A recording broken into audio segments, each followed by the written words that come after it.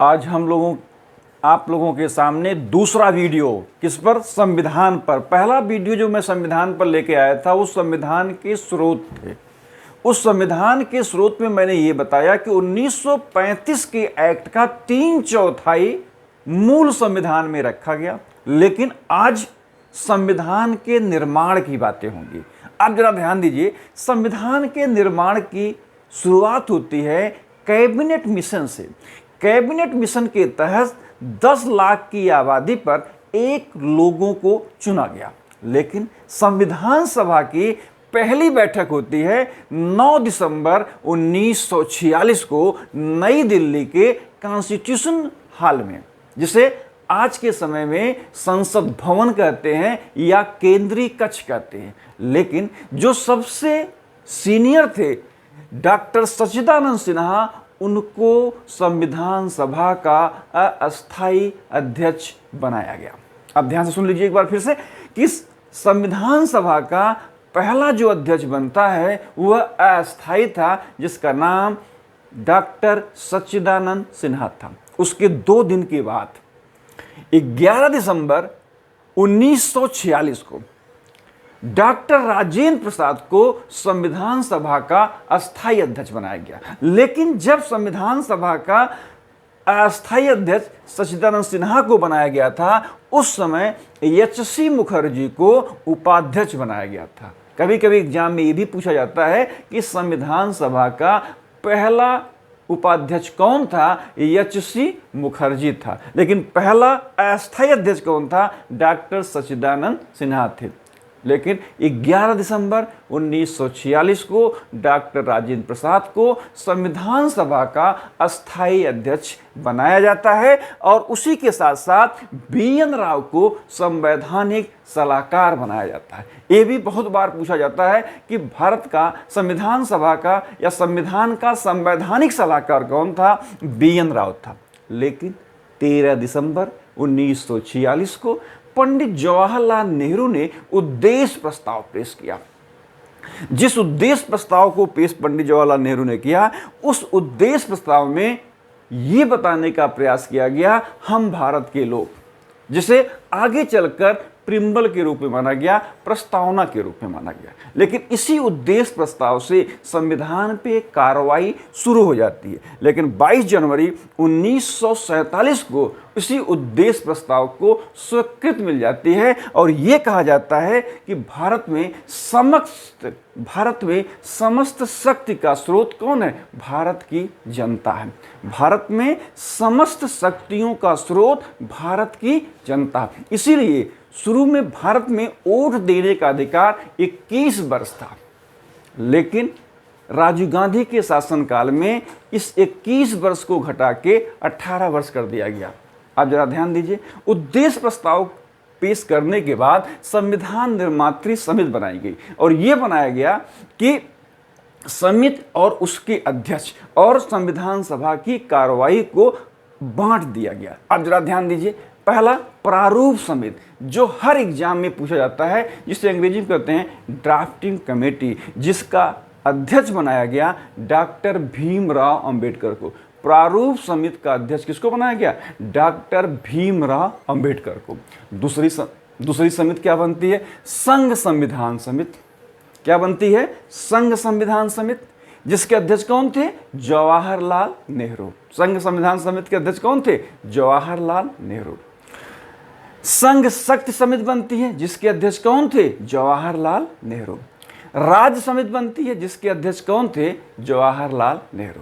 पहला आपको मैंने बताया प्रारूप समिति, जो हर बार एग्जाम में पूछा जाता है, जिसके अध्यक्ष थे डॉक्टर भीमराव अंबेडकर। लेकिन उसके बाद मैंने 3 समितियों का नाम लिया, जिसमें संघ संविधान समिति, राज्य समिति, संघ शक्ति समिति, जिसके अध्यक्ष कौन थे? जवाहरलाल नेहरू। आप जरा ध्यान दीजिए, प्रांतीय संविधान समिति, इसके अध्यक्ष किसको बनाया गया? सरदार वल्लभ भाई पटेल को। प्रांतीय संविधान समिति का अध्यक्ष कौन बना? सरदार वल्लभ भाई पटेल को। ध्यान रखिएगा, वल्लभ भाई पटेल को सरदार की उपाधि बारदोली की महिलाओं ने दिया था, लेकिन रियासतों के एकीकरण के नाते वल्लभ भाई पटेल को आयरन मैन कहा गया या लौह पुरुष कहा गया। मूल अधिकार एवं अल्पसंख्यक समिति, इसके भी अध्यक्ष कौन थे? सरदार वल्लभ भाई पटेल। याद फिर रखिए 1931 में कांग्रेस का अधिवेशन कराची में होता, जहां पर मूल अधिकार की बात की जाती है और जिसके अध्यक्ष थे सरदार वल्लभ भाई पटेल।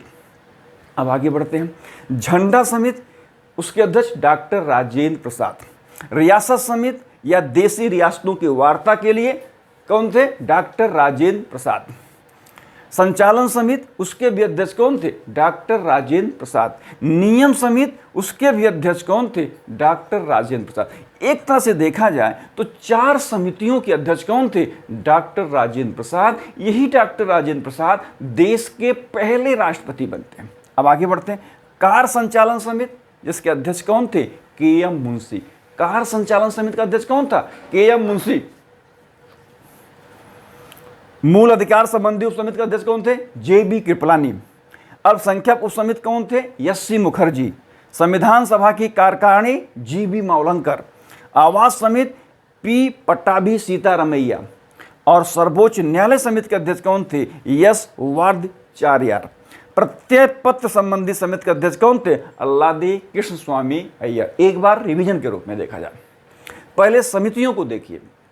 हर एग्जाम में अगर आप लोग आईएएस के पेपर देते होंगे, पीसीएस का देते होंगे, या इस समय टीजीटी पीजीटी की वैकेंसी बहुत बम्पर आई हुई, जो स्टूडेंट सोशल साइंस में टीजीटी का फॉर्म भरेगा, जिसमें history, economics, geography, political science आती है, उसमें भी क्वेश्चन पूछे जाते हैं। किससे? संविधान से संबंधित। प्रारूप समिति का अध्यक्ष कौन था? डॉक्टर भीमराव अंबेडकर। संघ संविधान समिति का, संघ शक्ति समिति का, राष्ट्र समिति का जवाहरलाल नेहरू। प्रांतीय संविधान समिति का सरदार वल्लभ भाई पटेल। मूल अधिकार अल्पसंख्यक समिति का सरदार वल्लभ भाई पटेल। झंडा समिति, रियासत समिति, संचालन समिति, नियम समिति कौन था? डॉक्टर राजेंद्र प्रसाद। कार्य संचालन समिति के.एम. मुंशी। मूल अधिकार संबंधी उप समिति जे.बी. कृपलानी।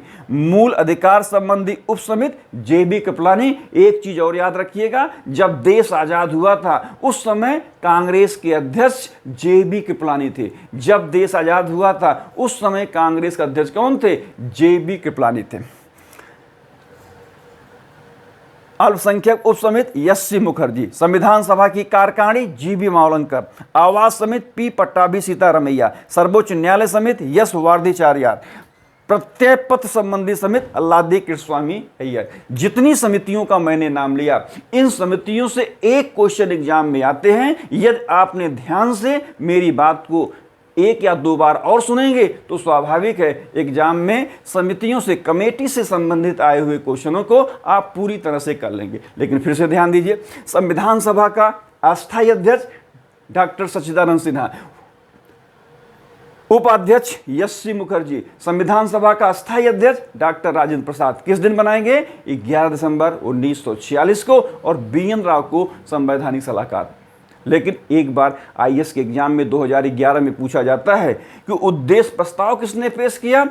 पंडित जवाहरलाल नेहरू ने 13 दिसंबर 1946 को। और यही उद्देश्य प्रस्ताव आगे चलकर प्रस्तावना के रूप में मान लिया जाता है। बहुत बहुत धन्यवाद। संविधान सभा ने 29 अगस्त 1947 को प्रारूप समिति का गठन करती है। संविधान सभा 29 अगस्त 1947 को प्रारूप समिति का गठन करती है और इसी प्रारूप समिति के 7 सदस्य बनाए जाते हैं, लेकिन अध्यक्षता करते हैं डॉक्टर भीमराव अंबेडकर। अध्यक्ष कौन बनता है? डॉक्टर भीमराव अंबेडकर। प्रारूप समिति के जो 7 सदस्य थे, हर एग्जाम में पूछा जाता है कि प्रारूप समिति का गठन कब हुआ। आपका जवाब होना चाहिए 29 अगस्त 1947। कितने सदस्य थे? 7 सदस्य थे। अध्यक्ष कौन था? डॉक्टर भीमराव अंबेडकर। अध्यक्ष डॉक्टर भीमराव अंबेडकर। दूसरे सदस्य थे एन गोपाल स्वामी अयंगर। तीसरे सदस्य थे के.एम. मुंशी। चौथे थे अल्लादी कृष्णा स्वामी अय्यर। 5वें थे सैयद मोहम्मद सादुल्ला। 6ठे थे बी.एल. मित्रा। थोड़े समय के बाद ये हट जाते हैं। याद रखिएगा, ये भी पूछा गया है कि प्रारूप समिति का कौन सा सदस्य कुछ समय के बाद हट जाता है, तो आपका जवाब क्या होगा? बीएल मित्रा। बीएल मित्रा कुछ समय के बाद हट जाते हैं, इनके स्थान पर बनते हैं एन माधवा राव, सदस्य बनते हैं। फिर 7वें नंबर पे कौन है? डीपी खेतान। लेकिन दुर्भाग्यवश डीपी खेतान की आकस्मिक मृत्यु हो जाती है। जब डीपी खेतान की आकस्मिक मृत्यु होती है तो उनके स्थान पर जो सदस्य बनते हैं टी कृष्णमाचारी सदस्य बनाएंगे। आज तक प्रारूप समिति से 3 प्रकार के क्वेश्चन पूछा गया। पहला ये पूछा गया कि प्रारूप समिति का गठन कब हुआ। दूसरा ये पूछा गया कि प्रारूप समिति किसकी अध्यक्षता में थी? डॉक्टर भीमराव अम्बेडकर की अध्यक्षता में। तीसरा पूछा गया कौन सा सदस्य हट गया था, तो उसका नाम क्या था? बीएल मित्रा था। और एक क्वेश्चन और पूछा गया कि कौन सा सदस्य जिसकी आकस्मिक मृत्यु हुई थी, तो जवाब क्या होगा? डीपी खेतान। आप जरा ध्यान दीजिए, प्रारूप पर 3 वाचन होते हैं जिसे कहा गया विचार विमर्श। प्रारूप समिति पर 3 वाचन बनाए गए, संविधान सभा ने विचार विमर्श किया। पहला वाचन होता है 14 नवंबर 1948 से 9 नवंबर 1948 तक, प्रथम वाचन। द्वितीय वाचन होता है 15 नवंबर 1948 से 17 अक्टूबर 1949 तक। तीसरा वाचन होता है 14 से 26 नवंबर 1949 के बीच, 14 नवंबर से 26 नवंबर 1949 के बीच। अब जरा ध्यान दीजिए, 3 वाचन हुए। अब इन्हीं 3 वाचनों से 26 नवंबर 1949 को भारतीय संविधान को अंगीकार कर लिया गया, एडॉप्ट कर लिया गया। क्या कर लिया गया? अंगीकार कर लिया गया, एडॉप्ट कर लिया गया। 284 सदस्यों ने संविधान पर हस्ताक्षर करते हैं। कितने? 284 सदस्यों ने करते हैं, जिसमें महिला सदस्य 8 मिलता है। लेकिन आयोग ने एग्जाम में ये क्वेश्चन कई बार पूछा कि संविधान सभा में कितने महिला सदस्य थे, तो संविधान सभा में हस्ताक्षर करने वालों में 8 महिला सदस्य थे। वैसे टोटल संविधान सभा में 15 महिला सदस्य थे। जो महिला सदस्य थी संविधान सभा में, उसमें सरोजिनी नायडू, जो सरोजिनी नायडू 1925 में कानपुर अधिवेशन में कांग्रेस की प्रथम महिला अध्यक्ष बनती है, कांग्रेस की प्रथम भारतीय महिला अध्यक्ष बनती है। वैसे कांग्रेस की पहली महिला अध्यक्ष एनी बेसेंट थी, लेकिन भारतीय सरोजिनी नायडू थी। और यही सरोजिनी नायडू उत्तर प्रदेश की गवर्नर भी बनती, इन्हें भारत कोकिला भी कहा गया है। उसके साथ साथ हंसा मेहता, दुर्गाबाई देशमुख। संविधान के प्रारूप पर, संविधान के ड्राफ्ट पर 114 दिन तक बहस होती है। कितने दिन तक होती? 114। कई बार एग्जाम में पूछा जाता है कितने दिन तक बहस हुई, जवाब कितना? 114 दिन तक बहस होती है। संविधान जब तैयार होता है बहस हो जाता है, और 12 बैठक होती है। कितनी बैठक होती है? 12 बैठक होती है। और संविधान सभा में 395 अनुच्छेद, 395 आर्टिकल, 8 शेड्यूल, 395 अनुच्छेद, 8 शेड्यूल और संविधान सभा के 22 भाग थे। कितने भाग हैं? 22 भाग है। याद रखिएगा, हर बार एग्जाम में पूछा जाता है कि मूल संविधान में कितने अनुच्छेद? 395। कितने शेड्यूल? 8। कितने पार्ट्स? कितने भाग? 22। अंतिम बैठक, संविधान सभा की अंतिम बैठक जिसे कहा गया 12वीं बैठक, वह होती है 24 जनवरी 1950 को। राजेंद्र प्रसाद को प्रथम राष्ट्रपति बना दिया जाता है। राजेंद्र प्रसाद को प्रथम राष्ट्रपति बना दिया जाता है और संविधान सभा को भंग कर दिया जाता है। और संविधान सभा को भंग करके अंतरिम संसद में परिवर्तित कर दिया जाता है। याद रखिएगा, 24 जनवरी 1950 को राजेंद्र प्रसाद को देश का पहला राष्ट्रपति बना दिया जाता है और संविधान सभा को भंग कर दिया जाता है, उसको इन अंतरिम संसद के रूप में परिवर्तित कर दिया जाता है। 26 जनवरी 1950 को मूल संविधान को लागू कर दिया जाता है और संविधान के अनुच्छेद 393 में, संविधान के अनुच्छेद 393 में संविधान का संक्षिप्त नाम है। याद रखिएगा, कभी कभी एग्जाम पूछा जाता है किस आर्टिकल में संविधान के नाम मिलता है। आर्टिकल 393 में संविधान का संक्षिप्त नाम मिलता है भारत का संविधान, द कॉन्स्टिट्यूशन ऑफ इंडिया। लेकिन आर्टिकल 394 में संविधान लागू होने के बारे में बताया गया है। दो प्रश्न बनते हैं, संविधान का नाम किसमें, आर्टिकल 393 में, संविधान लागू होने के बारे में, आर्टिकल 394 के बारे में। एक बार फिर से आप लोग ध्यान दीजिए। प्रारूप समिति का गठन कब किया गया, 29 अगस्त 1947 को। प्रारूप समिति में कितने सदस्य थे, 7। किसके अध्यक्ष कौन थे, डॉक्टर भीमराव अंबेडकर।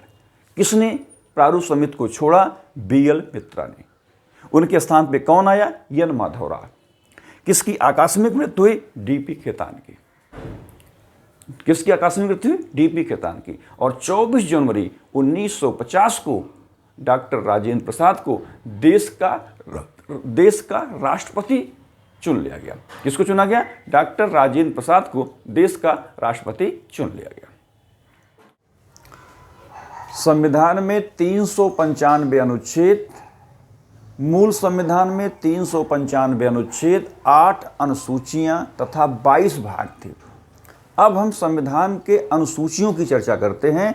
संविधान की जो पहली अनुसूची थी या फर्स्ट शेड्यूल था, उसमें कहा गया राज्य एवं संघ राज्य क्षेत्र, राज्य एवं संघ राज्य क्षेत्र। आज भारत में 28 राज्य तथा 8 संघ राज्य क्षेत्र हैं। भारत में जम्मू कश्मीर को जो अनुच्छेद 370 के तहत था, उसे खत्म करके 2 केंद्र शासित प्रदेश कर दिया गया। तो पहले भारत में 29 राज्य थे, अब जम्मू कश्मीर को हटा दिया गया, राज्य बचे 28 और उसको टेरिटरी बना दिया, तो 2 टेरिटरी बढ़ते हैं। लेकिन पहले शेड्यूल में राज्य एवं संघ राज्य क्षेत्र और इसके साथ 28 राज्य तथा 8 केंद्र शासित प्रदेश। दूसरी अनुसूची में भारत के प्रमुख पदाधिकारियों के वेतन, भत्ते और पेंशन की बात करता। दूसरा शेड्यूल भारत के प्रमुख पदाधिकारियों के वेतन, भत्ते और पेंशन की बात होती है। अब उन प्रमुख पदाधिकारियों के नाम क्या क्या है। भारत के प्रमुख पदाधिकारियों में राष्ट्रपति, देश का पहला नागरिक कौन है, भारत का राष्ट्रपति। राष्ट्रपति और राज्यपाल, लोकसभा के अध्यक्ष, उपाध्यक्ष, राज्यसभा के सभापति, उपसभापति, विधानसभा के अध्यक्ष और उपाध्यक्ष तथा विधान परिषद के सभापति और उपसभापति, सुप्रीम कोर्ट के न्यायाधीश और हाई कोर्ट के न्यायाधीश तथा भारत के CAG, भारत के नियंत्रक महालेखा परीक्षक। इन लोगों के वेतन, भत्ते और पेंशन की बात करता है शेड्यूल 2। फिर से सुन लीजिए, अनुसूची 2 में पेंशन, भत्ता और वेतन की बात की जाती है, जिसमें भारत के प्रमुख पदाधिकारियों की।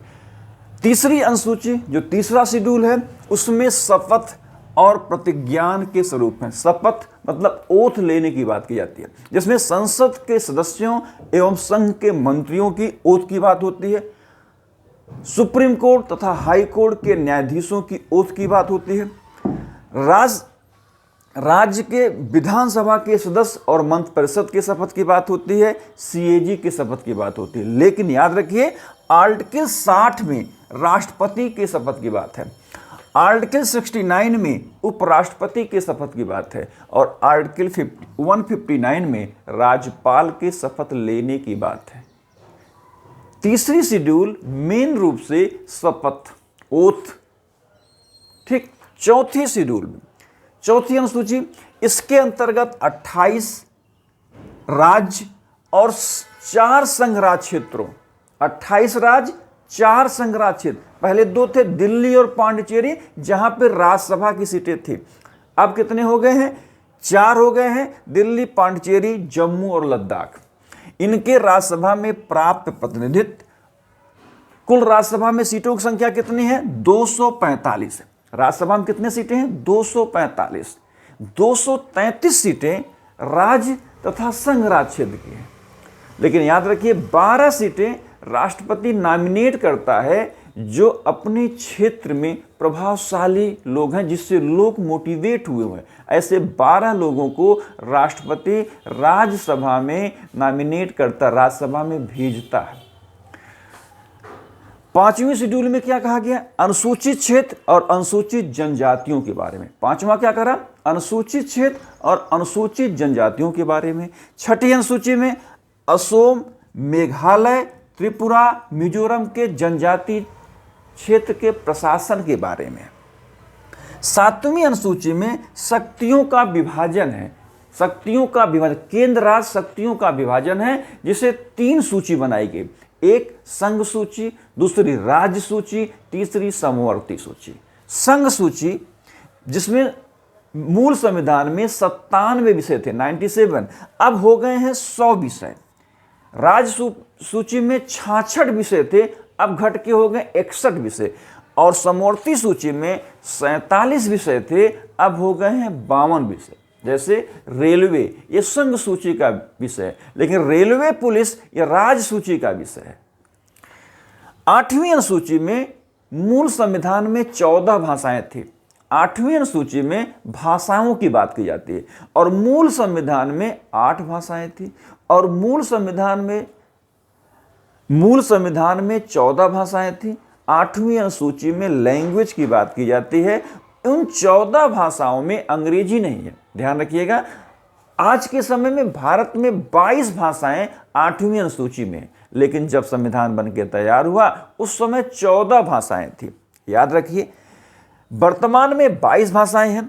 1967 में कॉन्स्टिट्यूशन का अमेंडमेंट किया गया, 21वें संविधान संशोधन करके 8वीं अनुसूची में एक भाषा सिंधी को जोड़ी गई, तो भाषाओं की संख्या हो गई 15। मूल संविधान के 8वें शेड्यूल में भाषाओं की संख्या 8 थी, लेकिन 1967 में 1967 में संविधान में संशोधन किया गया 21वां, जिससे एक भाषा को जोड़ा गया, जिसका नाम क्या था? सिंधी। लेकिन 1992 में पीबी नरसिम्हा राव के समय 3 भाषाओं को और जोड़ा गया, और संविधान में एक और संशोधन किया गया, 71वां। क्या किया गया? 71वां। भाषाएं क्या क्या जोड़ी गई? कोंकणी, नेपाली तथा मणिपुर। अब भाषाओं की संख्या कितनी हो गई? 18 हो गई। लेकिन 2004 में अटल बिहारी वाजपेयी के शासनकाल में 4 भाषाएं और जोड़ दी गई। 4 जो भाषाएं और जोड़ी दी गई, उसमें संविधान में फिर संशोधन किया गया, 92वां। जो भाषा जोड़ी गई? संथाली, डोगरी, मैथिली तथा बोडो। क्या जोड़ी गई? संथाली, डोगरी, मैथिली तथा बोडो। इन 4 भाषाओं को जोड़ दिया गया, तो भाषाओं की संख्या कितनी हो गई? 22। अब संविधान में 8वीं अनुसूची में 22 भाषाएं हैं, लेकिन मूल संविधान में 14 भाषाएं थी। 14 भाषाओं के बाद पहली जोड़ी गई सिंधी, तो भाषाओं की संख्या हो गई 15। उसके बाद 3 भाषाएं और जोड़ी गई, कोंकणी, नेपाली तथा मणिपुरी, 18 हुई। और 4 भाषाएं 2004 में जोड़ी गई, संथाली, जो आपके संथाली भाषा बोली जाती है आपके झारखंड में, डोगरी जम्मू कश्मीर में, मैथिली बिहार में, बोडो आसाम में। तो भाषाएं कितनी हो गई? 22। अब फिर से ध्यान से सुन लीजिए, ये क्वेश्चन बार बार पूछा जाता है कि संविधान के किस शेड्यूल में भाषाएं हैं, तो आपका सीधा जवाब 8वीं अनुसूची में। किसमें? 8वीं अनुसूची में भाषाएं। 9वीं अनुसूची। 9वीं अनुसूची देश में पहले संविधान संशोधन किया गया। अब आप खुद ध्यान दीजिए, 26 जनवरी 1950 को संविधान लागू हो जाता है। देश के कुछ दिन के बाद 1951 में संविधान का पहला संशोधन किया जाता है।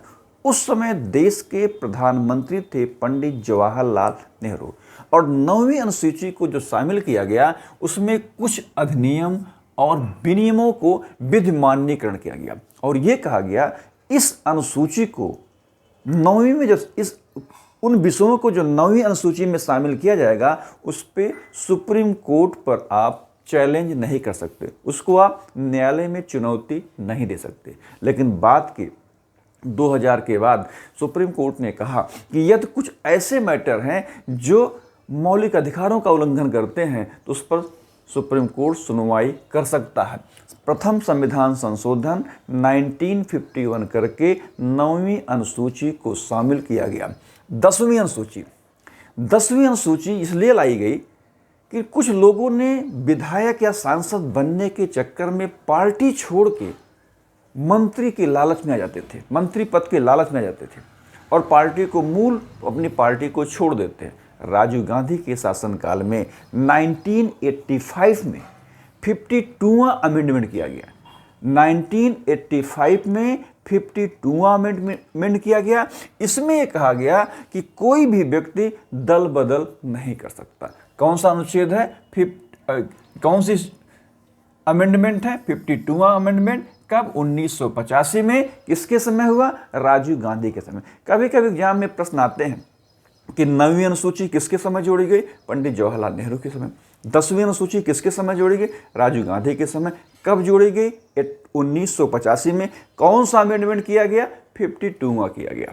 अब आप ध्यान दीजिए, 11वीं अनुसूची में पंचायत की बात करती है। वैसे 2 अक्टूबर 1959 को राजस्थान के नागौर में पंचायती राज व्यवस्था की शुरुआत होती है, पंचायत की शुरुआत होती है 2 अक्टूबर 1959 को राजस्थान के नागौर से। लेकिन इसको अनुसूची में लाने का कार्य किया गया 11वीं में। देश के प्रधानमंत्री थे पीबी नरसिम्हा राव। उन्हीं के शासनकाल में, उन्हीं के प्रधानमंत्रित्व के काल में 1992-93 में 73वां संविधान संशोधन किया गया और संविधान में भाग 9 को जोड़ा गया। संविधान में भाग 9 को जोड़ा गया और उसमें अनुच्छेद 243 के क से लेकर 243 की ड़ तक पंचायती राज व्यवस्था को शामिल किया गया। उसमें जो विषय थे 29 विषय थे। कितने विषय थे? 29 विषय थे। कौन सा अमेंडमेंट हुआ? 73वां। और उसे पूरी तरह से लागू किया गया 25 अप्रैल 1993 को। कब लागू किया गया? 25 अप्रैल 1993 को।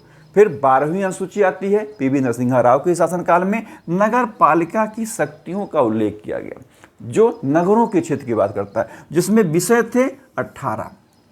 पंचायती राज में कितने विषय हैं? 29 विषय हैं। 74वां संविधान संशोधन 1992-93 में भाग 9 का जोड़ा गया और इसे लागू किया गया 1 जून 1993 से।